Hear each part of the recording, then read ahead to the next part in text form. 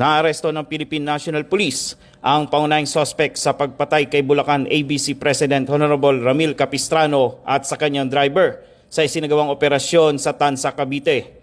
Kinilala ang suspect na si alias Ulysses, 46 na taong gulang at residente ng Navotas City.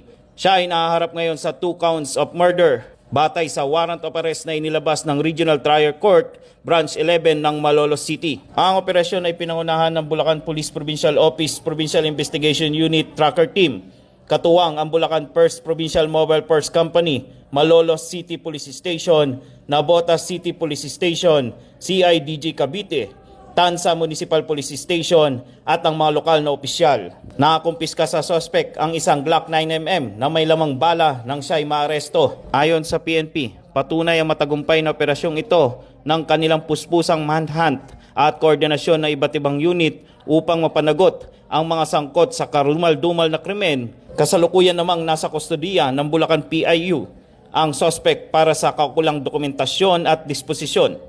Ito ang bagong PNP para sa bagong Pilipinas, serbisyong mabilis, tapat at nararamdaman.